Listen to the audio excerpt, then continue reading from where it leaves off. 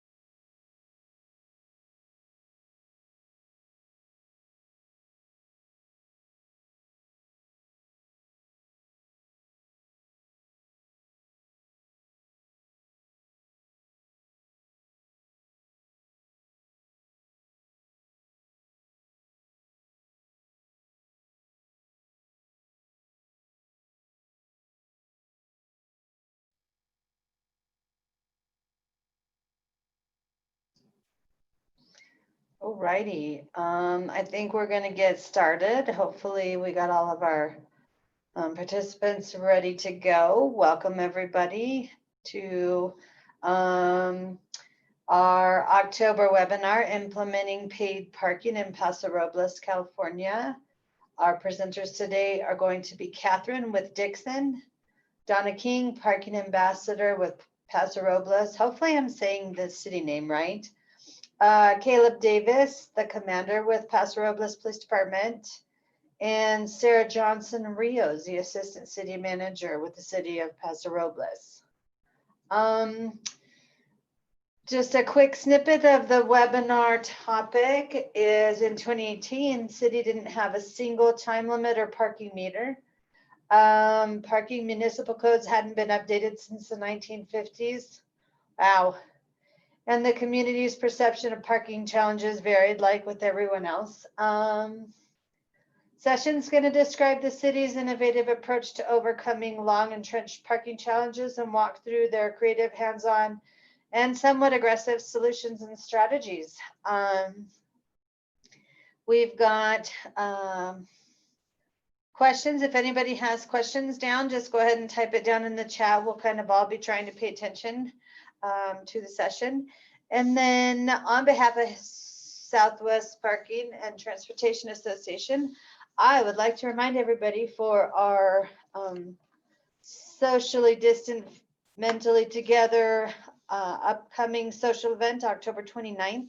It is a costume contest and a pumpkin carving contest, and even a pet costume contest. So if you want to match your dog, your cat, your bird, whatever, join us. The last one we had in September was a lot of fun. So at this point, if Paso Robles is ready, I'm going to turn it over to them.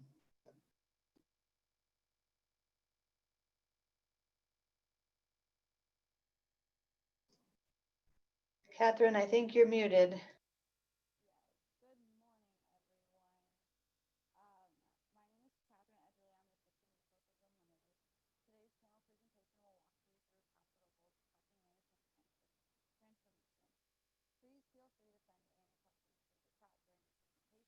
So it appears that Catherine's having an audio issue. That's okay. This is Caleb Davis. I'm the commander here. I think I can jump in probably and get us going here. So I think we'll just go ahead and get started. So the panel that you have before you today, that's me. I'm the commander here. I'll kind of let everyone. So I have been in charge of overseeing the parking program. Primarily, Donna, our parking ambassador, does most of the work, the hands-on. Also, we have today the assistant city manager, Sarah Johnson Rios. She takes care of a lot of the city liaison problems or concerns with the downtown parking corridor, and really helps us make sure we're capturing all that information. And to my right, I have Donna, our parking ambassador.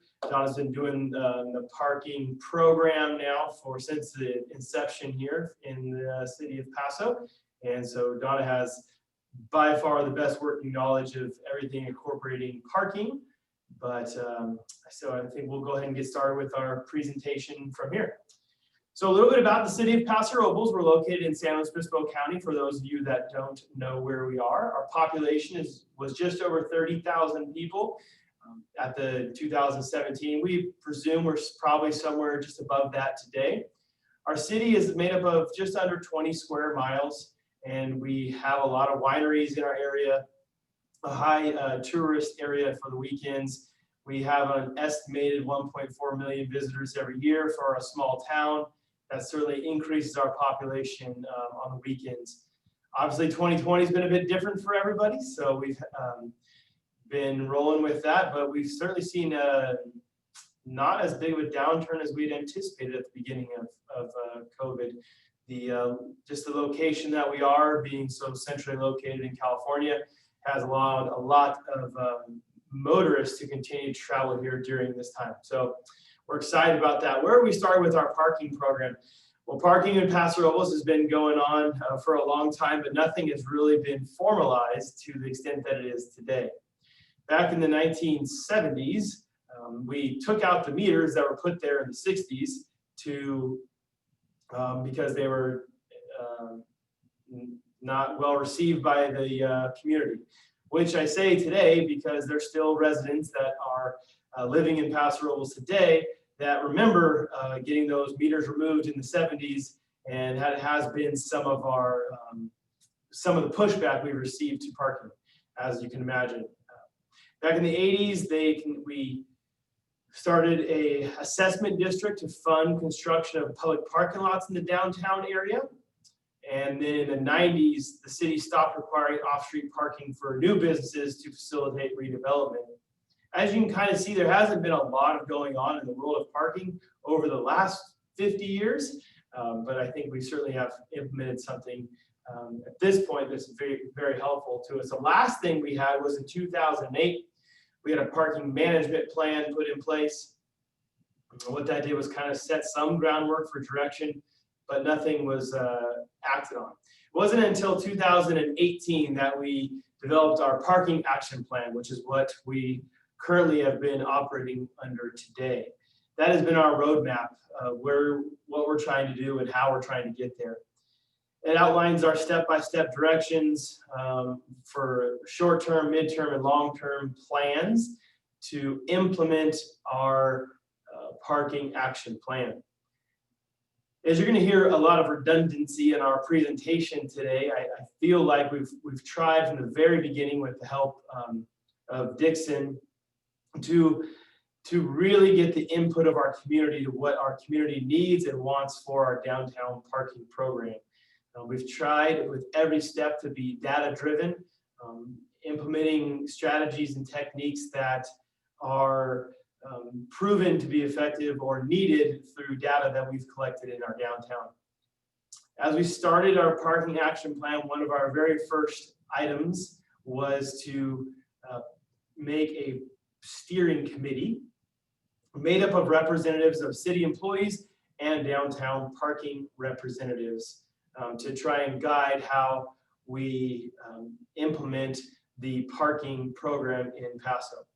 So we began that in March of 2018. As part of that, we frequently went back to the city council for updates and their engagement. Obviously, our council has had a lot of input on how we implement this plan and the direction that our parking program. Why we started the parking was primarily because our downtown corridor that in our city was just full. I mean, like many of you who have parking issues in your town, there's no available parking. So we presumed that most of those people in the parking spots were going to be downtown city employees. And so that's really what our parking committee was concerned of. So what there were some stakeholder concerns were employee parking lots. Like I stated, most of our employees were parking right in front of the business they worked, and they weren't utilizing the downtown parking lots, which then took up the parking for the customers, not leaving a lot of space for that. So we knew we needed to increase that parking, storefront parking.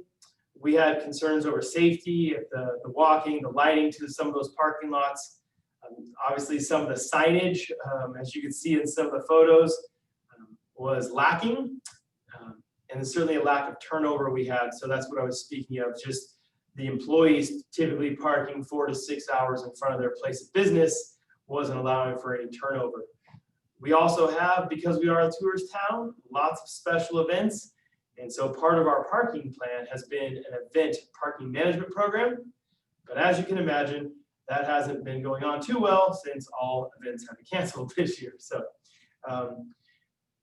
So what do we have to do? One of the big things we had to get going on was our municipal code. As you heard earlier, it hadn't been updated since the 1950s, which is very common, as we all know, in municipalities. Sometimes those things get overlooked for decades, and ours was no different.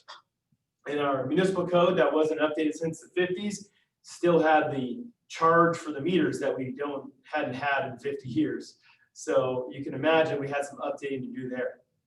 Some of the updates we had are listed on the screen, but primarily we're trying to forecast out for our short-term, our mid-term, and our long-term goals of what our municipal code needs.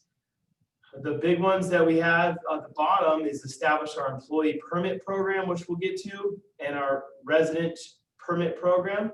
Because not only does our downtown have a lot of businesses, we also have residents that live in the downtown as well. So establishing those guidelines and really setting that occupancy target rate at 85% have been very important for us in the ongoing parking management plan. So after we got our municipal code updated, sent through council, and we were ready to move forward, the next thing we decided to do with the direction of our steering committee was work on getting the downtown employees out of the downtown area. So we have established a permit program, a pilot program, in November of 2018. The idea of this program was to encourage our downtown employees to park with a permit in designated public lots. As you can see from the slide there, that is our downtown corridor. The red dotted line is the area our parking program has been established in. The yellow lots are those lots that we were allowing for ours and encouraging our downtown employees to park in. We did this with the implementation of a license plate reader that we had installed on a vehicle.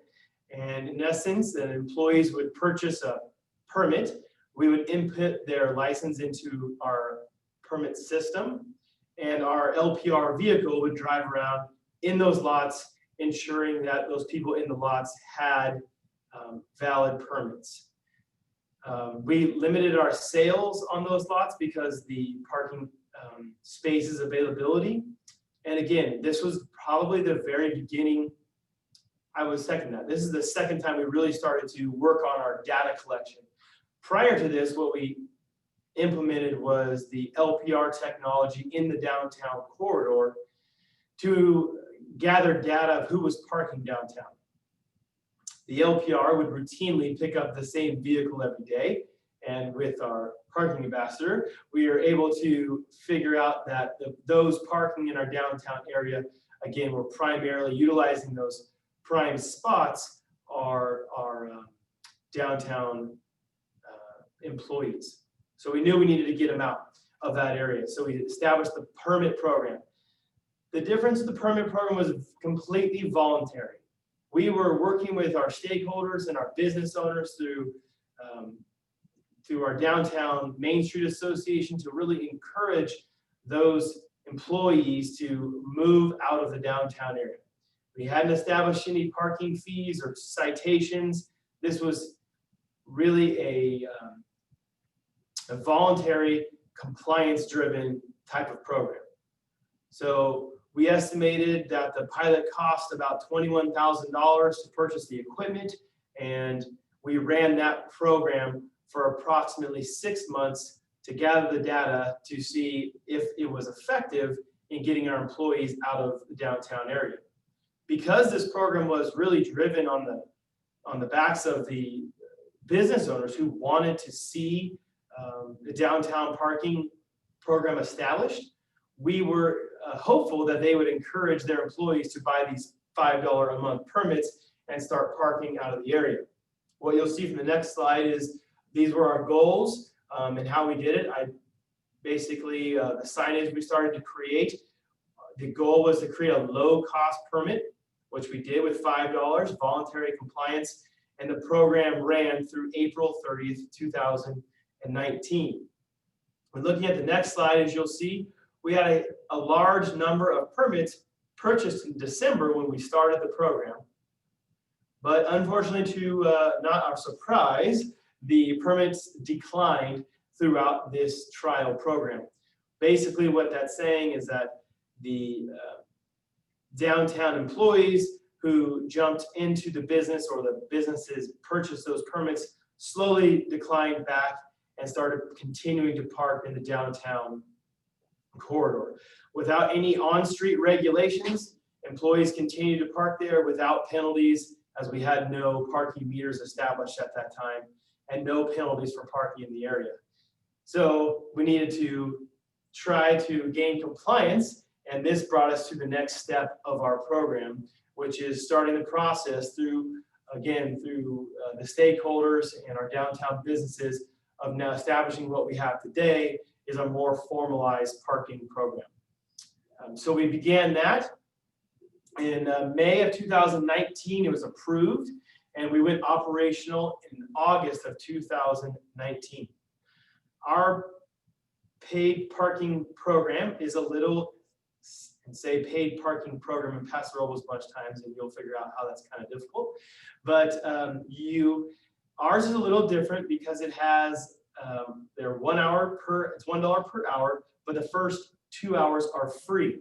That's not been something we've done a lot. That was certainly something our council wanted, and so that's been some challenges for us just with technology. We've used the Way to Park mobile application for this, and so that was something that we've been working with Way to Park and Flowbird parking meters to have that free 2-hour parking. We established our parking program to be Monday through Friday from 9 a.m. to 6 p.m., which we did that based on the data of our occupancy rate being above that 85%. Obviously, there's benefits to the 2 hours free. That is very helpful. The drawbacks are that it's only based on LPR data. And so we have some customers who don't register their vehicle, and then we end up, they think they have 2 hours free, but it's not 2 hours free until you register your vehicle. So that's been a little bit of a learning curve for us, but what we feel like now that we're a few months in, or almost a year in now, that we have done a pretty good job of educating the public. And that's really where Donna and the Parking Ambassador Program, in conjunction with Dixon, have really done an amazing job of the outreach program and to educate our public and try to educate our citizens on how our parking program works. With that said, I will turn it over to Donna to continue the presentation. All right. Thank you. So as you saw from Commander Davis, we launched paid parking on August of 2019. So that time frame between when the council approved our paid parking program and when we actually launched, it was a pretty short amount of time. So we had a whole bunch of work for our community outreach. We created some documentation with the help of Dixon Resources and our city manager's office, civic engagement coordinator. We created a frequently asked questions flyer and posted all of that information on our website. And then we also created rack cards with information on how to use the kiosk and how to use Way to Park.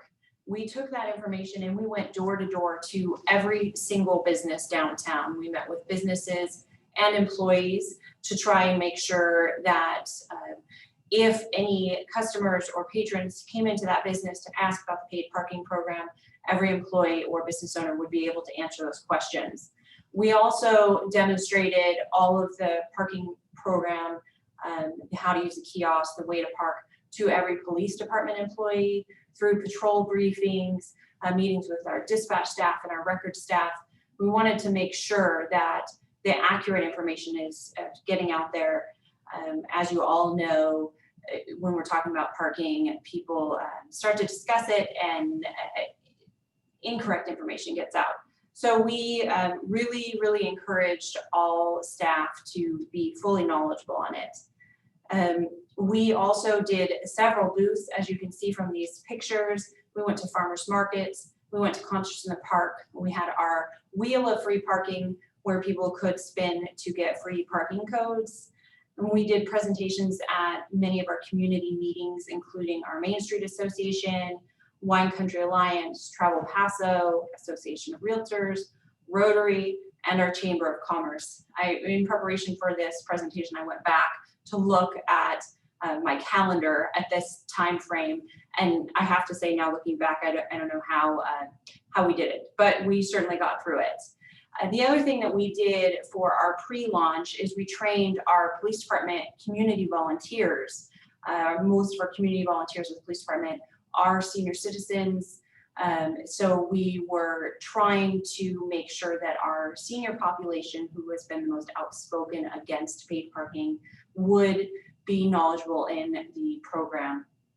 So we sent our community volunteers out with the knowledge of how to use the kiosk and how to use the Way to Park app, and gave them all of these beautiful t-shirts that we designed with the parking logo on the front. I know you can't see in the picture, but in the back it says "Got Parking Questions," and they were on foot downtown pre-launch and post-launch to help people figure out how to use the program. So our official project launch, August 14th, 2019, we have two options to pay for parking: multi-space meters with pay-by-plate.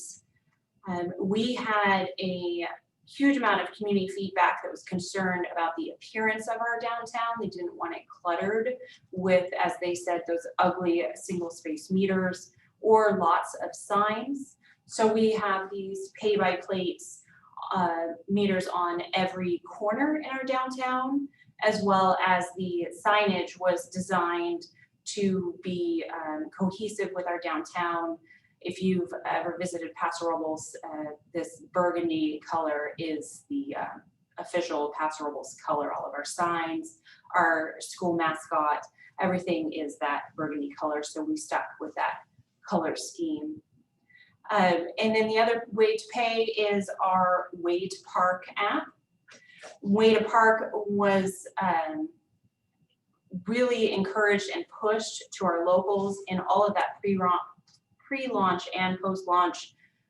We really pushed for our locals to download this app for the convenience, being able to check in to start their parking session right from their vehicle on their phone. And then the convenience of the push notifications when their 2 hours is almost up. The bulk of people that visit Paso Robles start their parking session and then decide if they're going to stay longer than 2 hours and pay at that time. So the Way to Park app has been a really big convenience for our locals because it sends the notification that their time is almost up and they can extend right from wherever they are, whether they're sitting at a restaurant table or in shopping. At this point, our Way to Park utilization is 68% of all of our paid transactions. So we're pretty proud of that number. It's a pretty high utilization rate. So enforcement, I know Commander Davis discussed a little bit. We use the LPR cameras. We have this beautiful vehicle, so we have really worked on having the visibility of the vehicle. At the beginning, when we first launched, we were driving this around downtown using the LPRs with the lights on, parking in very visible areas. We also continued our data collection throughout the process. So we had some part-time staff that we pulled from the police department to also drive the vehicle around for data collection. And for two reasons. I mean, obviously we need that data to make ongoing decisions, but also it provided the visibility of the parking enforcement. As Commander Davis mentioned earlier, our vehicles are subject to citation if they don't register their plate, even though they are within that 2-hour free window. So we really have been trying to push to get people to the kiosks to register. If you noticed on our signs earlier, we do not have it advertised anywhere on the signage that there's 2 hours free, so that it draws people to use that kiosk or the app. The citation penalty is $33. However, every vehicle gets a warning the first time. We have the eSight technology, so it tracks whether they've received a warning or not and notifies me if they have. So to date, we have issued just over 6,400 warnings and 550 citations. So definitely more of a compliance and education than penalties. Our downtown employee permits, we did continue this. Council passed to make this program permanent when we launched paid parking. The permits remained at $5 per month, which is significant savings for employees over the $7 per day if they parked on street all day. Our permits are an automated system where they purchase their permits online based on their license plates. And then we use the LPR for enforcement in those permit lots. Even with all of the outreach, we are still seeing our employees gaming the system. I'm sure you're all very familiar with it. We're seeing the employees watching for enforcement staff to register their plate so they start their 2 hours free as late in the day as possible. Our shift workers that come in later are parking on street at 4 p.m., using their free 2 hours and then staying for their entire shift. And we're still seeing the weekend employees parking on streets. So we have offered a merchant validation program. This is a bulk program where businesses can purchase hours of validation at a discount. They have the option of choosing pay station validation codes or way to park codes. And then we do have a special program for our movie theater. That was one of our big stakeholder feedback is concern over people that were coming to the movies. If they were going to stay longer than the 2 hours, they would have to pay and maybe wouldn't come to the movies for that reason. So the movie theater has a tablet inside the movie theater that gives all customers an additional hour of parking. We haven't, other than the movie theater validation, we haven't seen a huge utilization of our merchant validation because of the 2 hours free. We see restaurant owners and shops that are aware that most people will not spend more than 2 hours, so they haven't purchased it. So with the continuing education and outreach, just wanted to highlight, we are really working on our brand image. I brought up that burgundy color.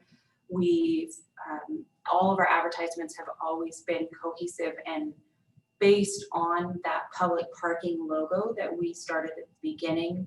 So you can see from our signage, I mentioned we don't have the 2 hours free on there, just that they have to remember their license plate and pay at the pay station or the app.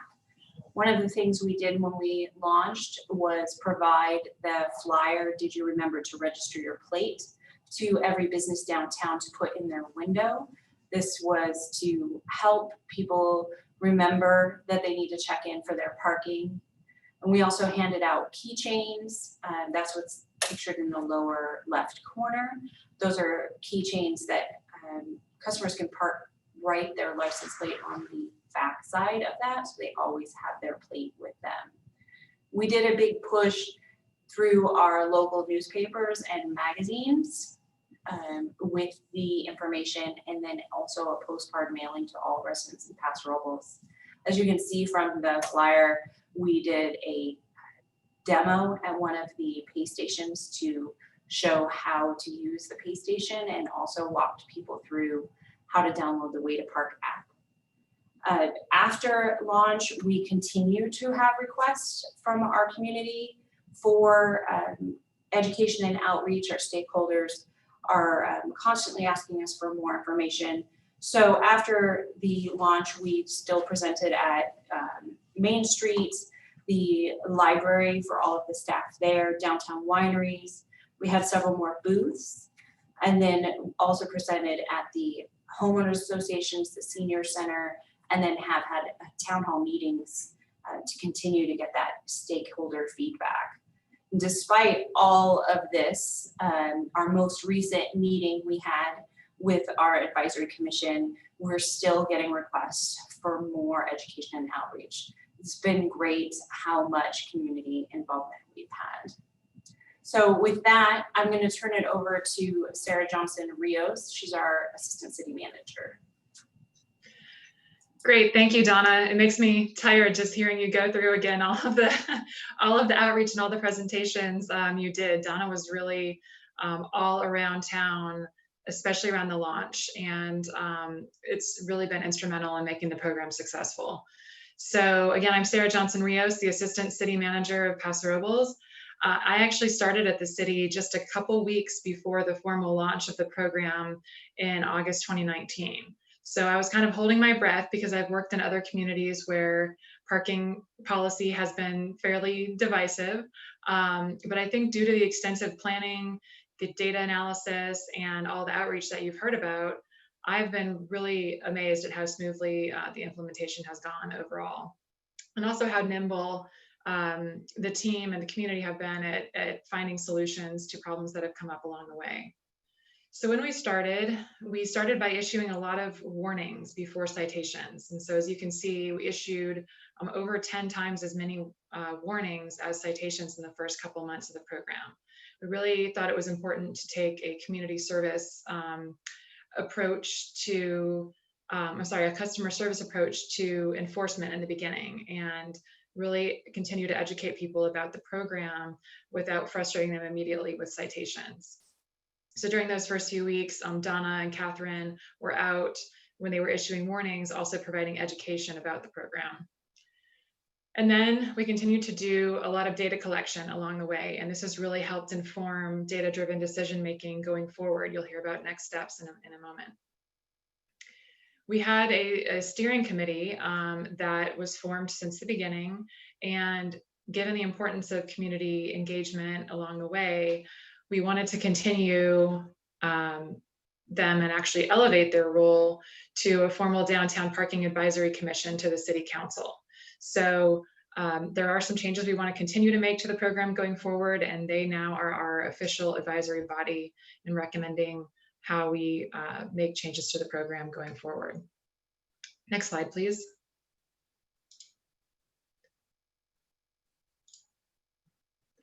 So everything was going fairly smoothly, and about 6 months into our implementation, COVID hit. So we immediately got requests to suspend the program entirely. We decided to suspend warnings and citations, but we continued collecting parking payment. We decided to donate any revenues in those first couple months to downtown relief programs. We also continued asking employees to purchase the permits, primarily to continue to encourage their behavior that they had started adopting, which was to park in those designated employee lots. And we also made sure that delivery vehicles were exempt. So we had a lot of takeout restaurant deliveries, and we made special short-term parking spaces for them and made sure that they were not cited during the COVID times. In July, though, we did start very slowly reissuing citations. I guess that's actually on the next slide. But first, we also in July did outdoor dining. So many cities, including Paso, allowed the use of public right-of-way for outdoor dining. And so you can see the locations on the map. That's really around our downtown on all of those block faces. So there are handfuls of public parking spaces that are currently being utilized for outdoor dining in those areas. We did data collection again this fall. We actually found that our September revenues were exceeding last September revenues, even though we had fewer spaces available. So given that outdoor dining was available, we have seen people start to return to downtown and to take advantage of that opportunity. Next slide, please. So sidebar real quick, one of the groups that had some concerns with our program, as I think Donna mentioned, was our senior population. So our senior residents wanted to make sure that downtown parking was still available to them and affordable to them. We do have a lot of visitors, especially on weekends, and so local residents really wanted to ensure that they had accessible parking still downtown. So as a result, we implemented a senior permit pilot program for seniors 65 and over. And seniors can purchase a permit for $30 for roughly 1 year. And then that was driven by license plate recognition as well. So like the employee permits, those vehicles were not cited if they had a permit and they were parked anywhere downtown. They didn't have to park in specific lots. They could park in any of the public spaces. We ensured that those applications were readily available, not only at City Hall, but also at the Senior Center. And as Donna mentioned, she did outreach with senior serving organizations in the community. And so this program was really able to address those concerns for a key group in our community. Next slide, please. And going forward, we are, as I mentioned, slowly issuing warnings and citations again as our parking usage has picked up. And we've continued to do this data analysis. It demonstrates that we do have heavy utilization in the evenings and on weekends. So we've taken the data to the Downtown Parking Advisory Committee, and they have recommended to council to extend the program to operate 7 days a week, not just Monday through Friday, and to extend the evening hours to 8 p.m. to capture the dinner timeline primarily. And that'll help address some of the employee parking challenges that Donna mentioned are still in existence on some of those evenings and weekends as well. So in order to do that expansion and successfully maintain the desired levels of compliance, we will need to consider additional staffing for the program. And given the fiscal constraints that our city, like many cities, is facing right now, we're going to be taking these recommendations to council once we have a more complete picture of the city's fiscal outlook for this fiscal year. So overall, I think there was a lot of analysis, preparation, planning, and outreach that went into this program. And even though COVID hit during its first full year, I think that it's been a really successful program in terms of providing the customer service, engaging the stakeholders, and really using data to drive our decisions. So with that, I think, Caleb, you can advance to the contact information slide, and any of us are available for any questions.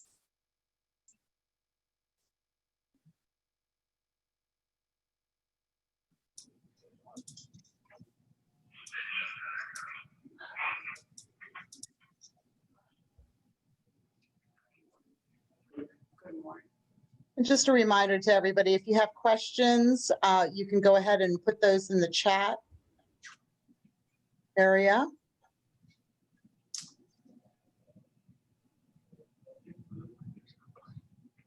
The question on the board is how many validation providers are buying validation coupons? I'll let Donna answer that one. So I think you mean for the merchant validation. I don't have the specific number right now, but we did have a few of our downtown businesses, when I say a few, less than 5, that purchased the bulk. So they purchased at least a couple hundred hours of parking. and then the movie theater. But like I said, we didn't have much interest from our businesses for that validation program. Okay, thank you. Thanks, Grant, for the question. Anybody else?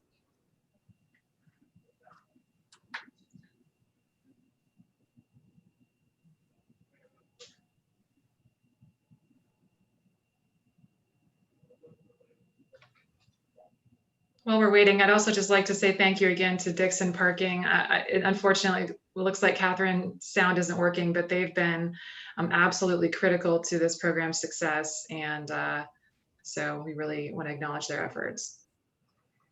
Yeah, I have to second that. As the person that is thrown into the parking program, the assistance with Dixon, with Catherine and Emily and Julie has been invaluable to help us figure out the program. I mean, it does look like we have a question: who provides the parking enforcement? That's me. I am the all or nothing parking. I handle all of it. And with that, during a 1 month period, we, as a police department, we realized that if we had more enforcement than Donna is physically able to do by herself, so we deployed one of our community service officers in that role to assist Donna for a 30-day period. Again, trying to collect data, what that would do for our compliance rate. And what we found was that the additional person in that role, extremely helpful to gain compliance, and that's why we're recommended to the parking commission that additional personnel in the parking field would be helpful. So primarily though, Donna.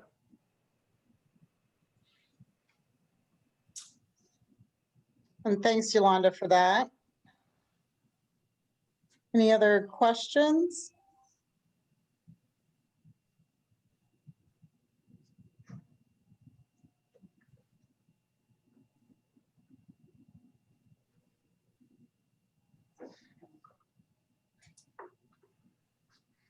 All right, on the screen is our contact information. If anybody's left and just wants to email us a question, Donna can certainly answer most of the logistical questions. If you have questions that are regarding what the managing of the program or from the city's perspective, the corresponding email addresses are there. And certainly Catherine with Dixon Resources, like as stated before, they've been invaluable to the success of this program, and her information is there as well. So but thank you guys. Unless there's anything else, I think that's all from us.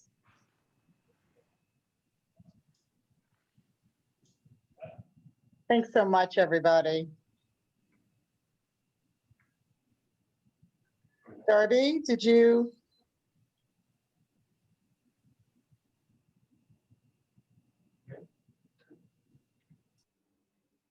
Darby, you're muted. Well, it's even better to talk so nicely when I'm done. Thank you to our Paso Robles folks. It was a great presentation, very interesting. Kind of hit home here when some of our City of Flagstaff people were doing the same thing. The business owners were upset because there was nowhere for their customers to park without realizing it was their employees in front of the businesses. So we kind of have City of Flag kind of went through the same hiccup, and then COVID hit. Now we're ours is a relatively new program. So thank you. It was great information. And do we have another question in here? Did anybody answer this in your city? In our city, have a lot of disabled placard users. We can have 20 cars parked in road. Do you have challenges in this area?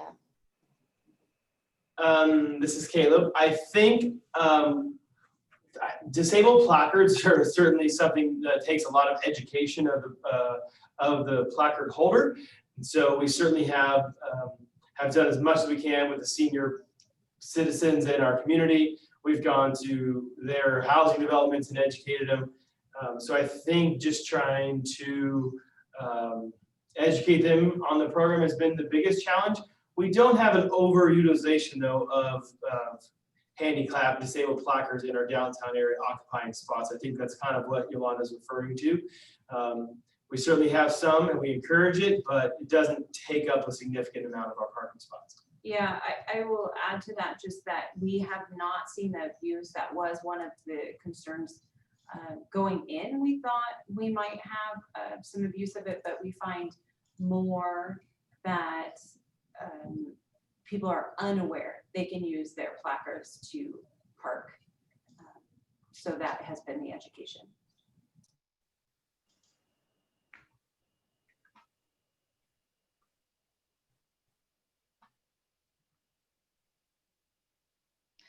Perfect, thank you. Any more questions? Yolanda, are you good so far? I can't see, so not real sure. If there aren't any more questions, once again, thank you. And we're going to turn it over to Dawn for some power pitch presentations. Dawn?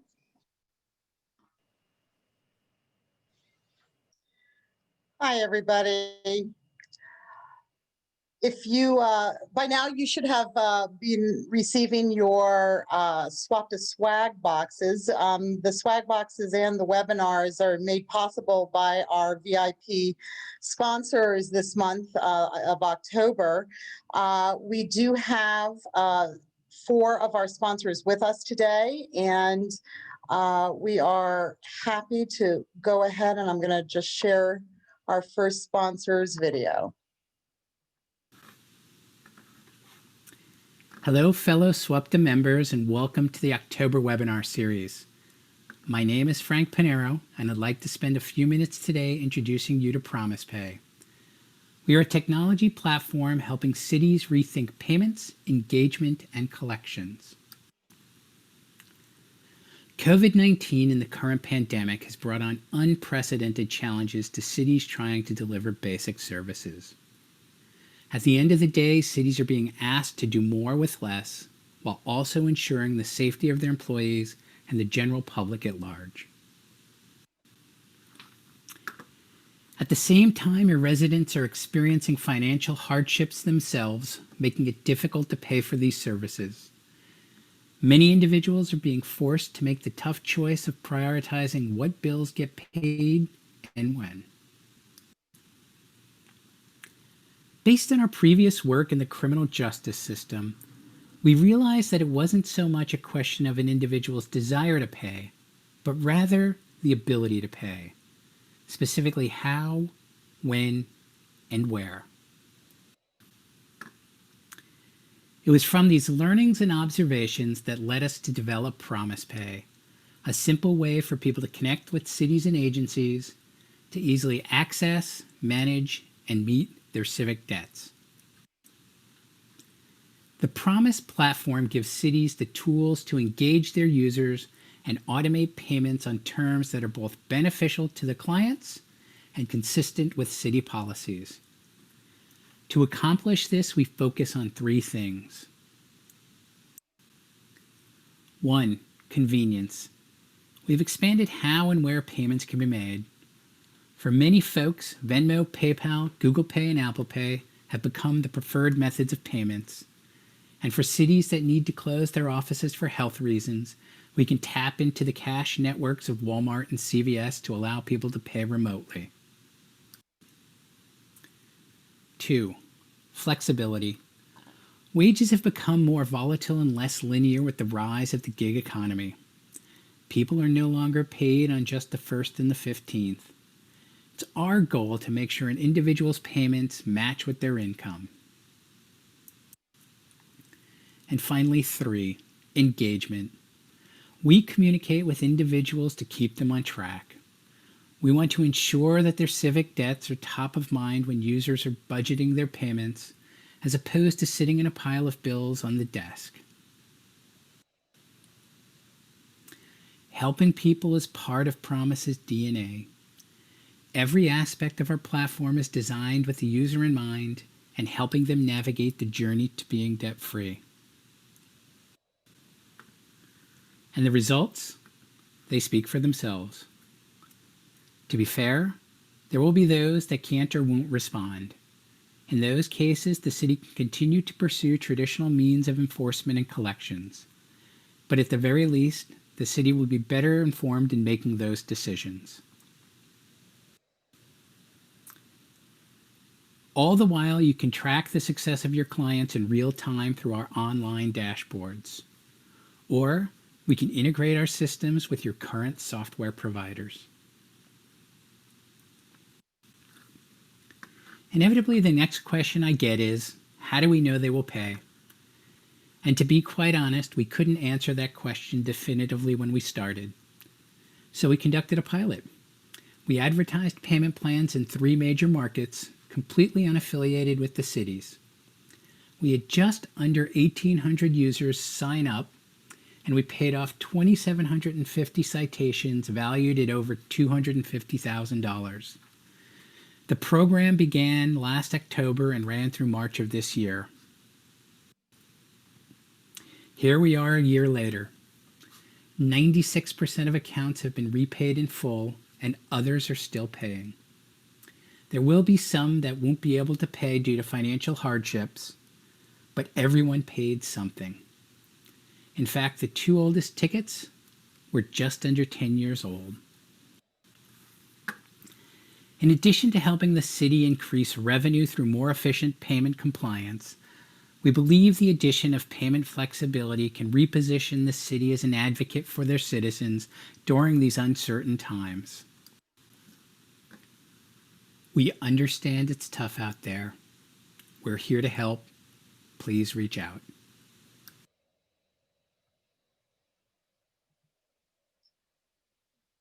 Okay, thank you. Next up, we have Pay by Phone, and I'm going to introduce Sunny Samra. Sunny, take it away. Thanks, Dawn. Let me just share my screen here.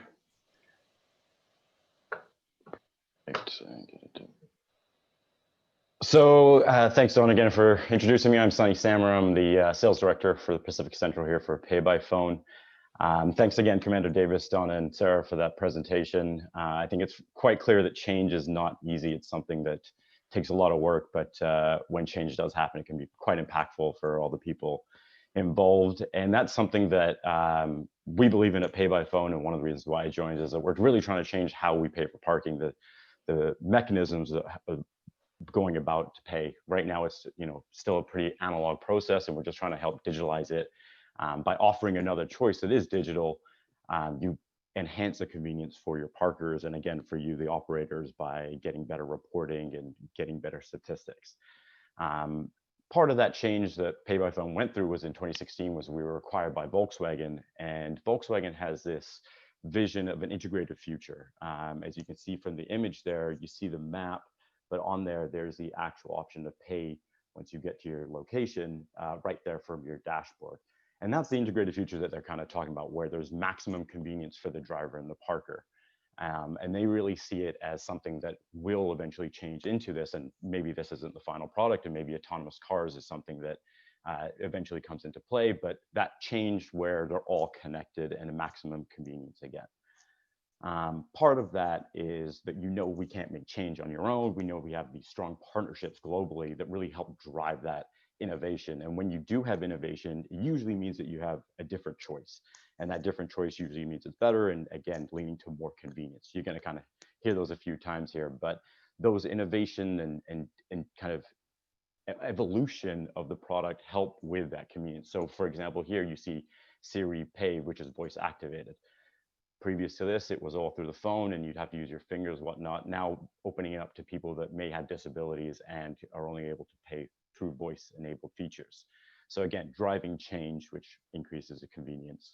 If I look at the app experience itself for the users, you see that the workflow itself is kind of centered around that convenience. There's different options at the start, whether you want to look for location code or if you want to look for it on the map to figure out where you want to park. Again, the next screen where it's kind of the confirmation view, which showing in one view that convenience of different payment methods, your license plate, where you're parked, et cetera, and then the expiry and things like that. And again, lastly, extending it again. I mean, we heard Sarah talking about the 68% utilization that they're seeing in Paso Robles, and that's amazing. And we just love that idea of convenience for the parkers, because everybody's life becomes easier in what they're doing. And this is from the parker's perspective, but we also like to feel like we give choice to the operators and our clients themselves as well by going in and offering multi-vendor implementations. We understand that maybe you don't want to just implement one mobile payment, so maybe it's more convenient to have multiple. We want to work with you and implement those as well in kind of the most convenient, frictionless manner. I don't want to spend too much time, but that's pretty much what I have. We're, again, trying to make the analog process and make it more digital to increase convenience for all. I can talk about tech and parking for hours, so I'm happy to. Those are my contact info. Please feel free to reach out to me if you have any questions or like to talk further. Thanks again for the time. Thanks, Sunny. And next up, we have Motorola Solutions, which has purchased Vigilant Solutions, is my understanding. And we have Russell, who is going to start his video. We want to thank SWAPTA and its organizers for the opportunity to speak today about our parking mobility products over at Motorola Solutions. First, most importantly, we hope that everyone's doing well and staying safe. Let's begin.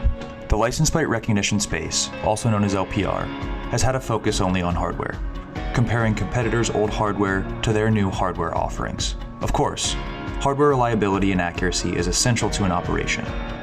We feel our 15 years of experience, with over 16 billion scans worldwide, has given us the experience to capture and accurately read license plates across the United States. Our focus is to create an LPR ecosystem that is easy to navigate, set up, and gain actionable insights from. We utilize fixed and mobile LPR to generate alerts on unpaid or unpermitted vehicles, scofflaws, and vehicles in violation of time-limited rules.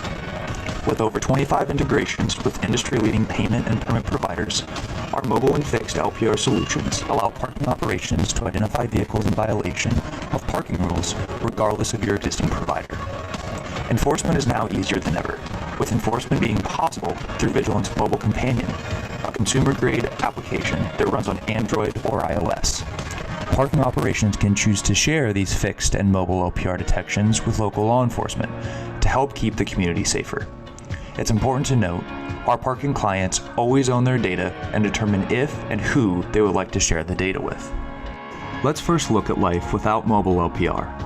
On the left, parking enforcement officers are walking enforcement routes and conducting manual tire chalks while performing time-consuming license plate lookups for each parked vehicle.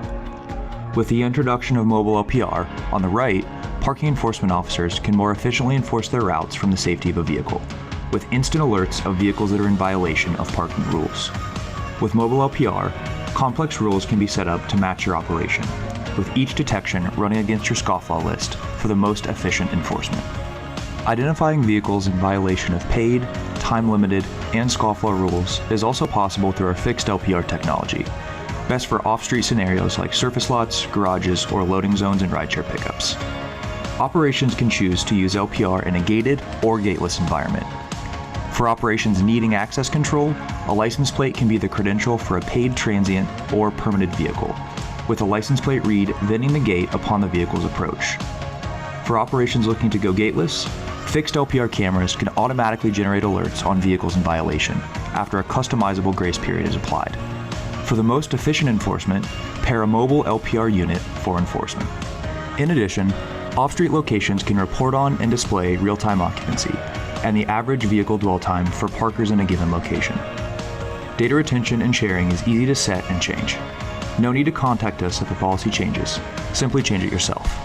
Best of all, this solution is available within a securely hosted, auditable, web-based back office. No need for clunky servers or limited data retention periods. Thanks again for listening in today. We're looking forward to meeting again in person soon enough. We wanted to close by extending the invitation to our next webinar, Putting the Power of LPR in Your Hand, which is happening on Tuesday, November 10th at 11 a.m. Pacific Time.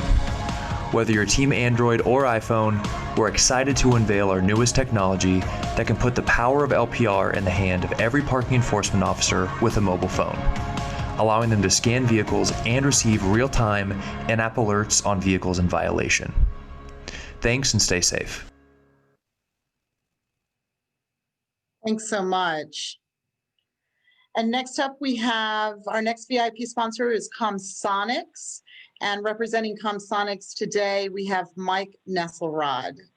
Mike, you can go ahead and share your screen.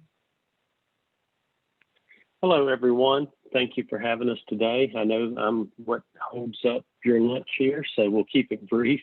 We're going to learn even more about license plate recognition.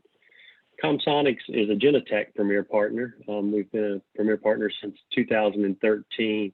Genetec is the leader in parking LPR.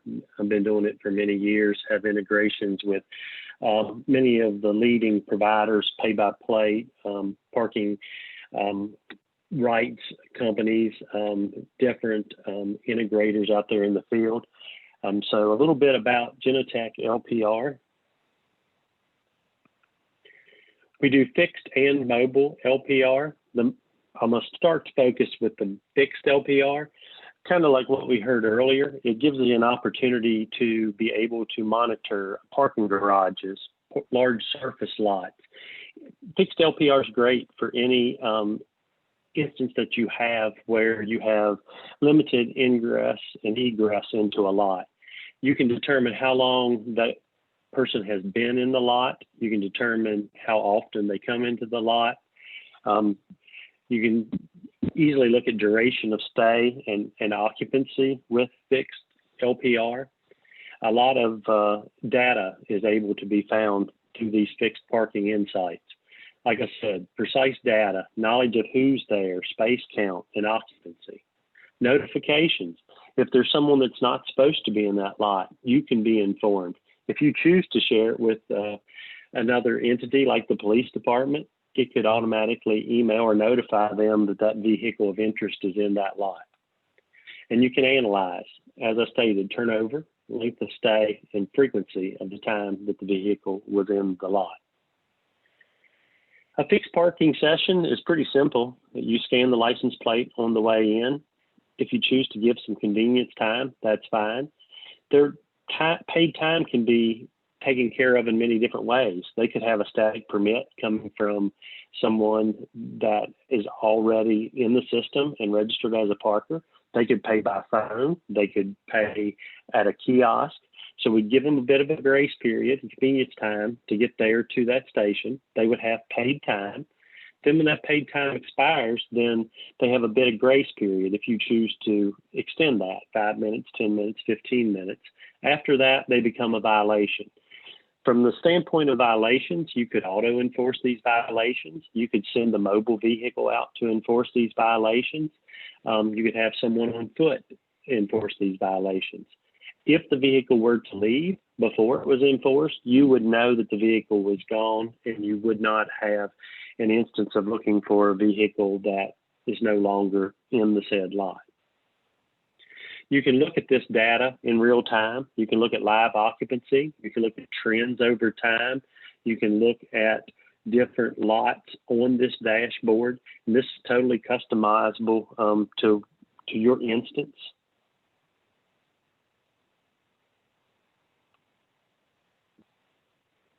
Then to mobile LPR. Sometimes the best solution is fixed. Other times it's mobile. Sometimes it's a hybrid. It's a blend of both. The newest LPR cameras currently in the field is the Genetec AutoView Sharp Z3. These cameras are a smaller form factor than what the previous cameras were, smallest on the market. The processor is modular to be able to keep updates going forward and not have system obsolescence coming in years down the road. It allows you to get the most out of your technology. It's an open integration that works with many of the providers in the parking field. The MLC technology in this camera is the machine learning core that is a Genetec exclusive. It reads difficult plates. So I'd always say, if you're looking at different options, compare accuracy and do it with an on-site demonstration, because different states and different cameras definitely react in different ways. LPR is not the same across the board. So you can enforce multiple violation types with LPR. You can do your static permits. You can do transient parking by phone or by kiosk. You can do time limit. You can do automatic chalking, electronic chalking with the LPR system, or you can do it just based on very precise GPS coordinates. And you also would be looking for your scofflaws, people that you know are an issue that need to be booted or tagged. The insights gained from mobile LPR are somewhat the same as fixed, but a little bit different because you can look at a live dashboard and historical data of actually the citation statistics and past trends of any given lot that you have. You can identify the vehicles that need to be enforced, and you can push this to a handheld device, whether it be Android or mobile. Like I say, Genetec's an open platform and works with numerous enforcement groups that are able to work together with this LPR solution and analyze the officer's position and the patroller position on the map. You'd be able to look and see if that car actually had been in garage A at 10 a.m. and 2 p.m. like you'd ask the driver to do. You'd be able to see what kind of hits or reads that occurred during that time. You can easily verify areas that may be in need of additional coverage. I appreciate your time. I thank you for having us today. Look forward to getting back with you in person. If I can help in any way, again, it's Mike Nesselrote. I'm at ComSonics. We're a 100% employee-owned company, and look forward to talking parking. Thanks so much, Mike. Our last sponsor, VIP sponsor, Laney Solutions, was not able to join us today, but we do want to acknowledge them. And that concludes our sponsor pitches. Darby, did you have any last words? Nope. I'm just looking forward to seeing everyone virtually on the 29th, carving pumpkins in their human and animal costumes. Sounds good. And our next webinar is also scheduled for November 10th, and that registration is open and on our website. Thanks, everybody.